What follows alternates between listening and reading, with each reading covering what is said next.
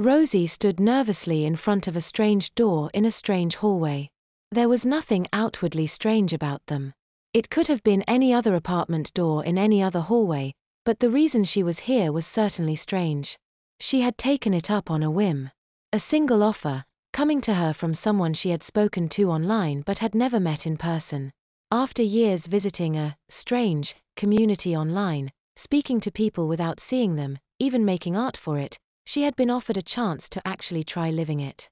The person's name was Samantha, and they certainly had a lot of similar interests, but it was still frightening. She didn't really know this person, did she? How well can you know someone you've never seen before? Do online meetings and relationships count the same as in person? On top of that, she was here to play the sub. It was a role she was always interested in but didn't even discuss as much.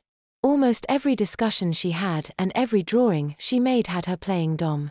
She knew this would be difficult, having to let someone take control of her for a change. Not only that, but the plan was meant to be a surprise. She had no idea what was in store for her. It was all Samantha's decision. That was all part of it, and they had similar interests, but it was still frightening. She closed her eye and psyched herself. She could do this. Just turn off the dominant side, and let someone else take control. At least if it turned bad she could always ask for it to start. Holding her breath, she knocked. The door was almost immediately answered by a tall, athletically built blonde-haired woman. Rosie, herself almost 6 feet tall, wasn't used to having to look up at another woman. Rosie stared at the woman's arms, hoping whatever the plan was didn't involve a lot of spanking. This was definitely a woman who could make that hurt, and definitely one who would have no problem dominating over someone. "Rosie?" the woman asked, and Rosie nodded. The woman dragged her in by the arm, closed the door and locked it. She looked Rosie over, examining her wavy brown hair and shorter, broad-hipped build. She smiled and tapped her nose.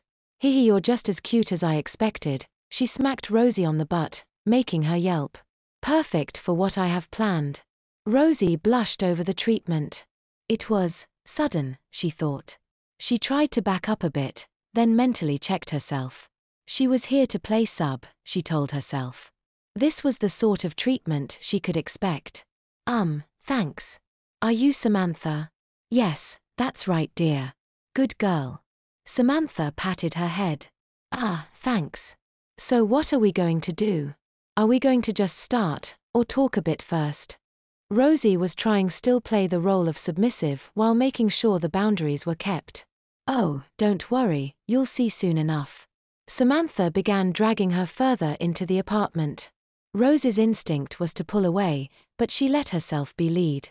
They passed a well-stocked kitchen, a cozy living room with several couches and a television, and went down a white-walled hallway into a bedroom. The bedroom was large and spacious, with a queen-sized bed, bookshelves, and paintings on all walls. Once they were there, Samantha turned Rosie to face her and examined her again. She looked at Rosie's black jeans and button-up shirt. We will have to do something about those clothes.